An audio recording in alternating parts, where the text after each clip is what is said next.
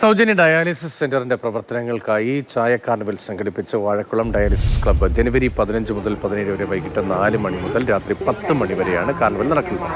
കലൂർക്കാട് ജംഗ്ഷനിൽ പ്രത്യേകം തയ്യാറാക്കിയിരിക്കുന്ന കാർണിവൽ ഗ്രൗണ്ടിൽ വ്യത്യസ്തങ്ങളായ ചായകൾ ഉൾപ്പെടുത്തിയ ഫുഡ് സ്ട്രീറ്റിനൊപ്പം മ്യൂസിക് ബാൻഡ് ഷോ, പഞ്ചഗുസ്തി മത്സരം എന്നിവയും സംഘടിപ്പിച്ചിട്ടുണ്ട്. മൂവാറ്റുപുഴ വാഴക്കുളം ചാരിറ്റബിൾ ട്രസ്റ്റിന്റെയും സെയിന്റ് ജോർജ് ആശുപത്രിയുടെയും സംയുക്ത ആഭിമുഖ്യത്തിലാണ് സൗജന്യ ഡയാലിസിസ് സെന്റർ ആരംഭിച്ചത്.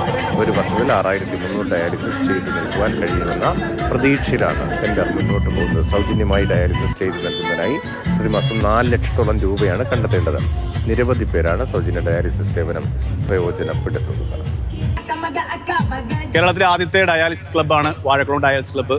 ഈ ക്ലബ്ബിൽ അംഗങ്ങളെ ചേർക്കുന്നതിനും ഇതിൻ്റെ ധനശേഖരണാർത്ഥവുമാണ് നമ്മൾ വാഴക്കുളത്ത് പൈനാപ്പിൾ സിറ്റിയിൽ ചായ കാർണിവൽ എന്ന ഒരു വ്യത്യസ്തമായ പരിപാടി സംഘടിപ്പിച്ചിട്ടുള്ളത്. ഇതിനോടൊപ്പം തന്നെ ഏതാണ്ട് 500 ഡയാലിസിനുള്ള തുക ഇവിടെ വെച്ച് തന്നെ ആളുകൾ ഞങ്ങൾക്ക് കൈമാറി. അത് ഇതിൻ്റെ സംഘാടകർ എന്ന നിലയിൽ ഞങ്ങൾക്ക് വളരെ സന്തോഷം നൽകുന്ന കാര്യമാണ്.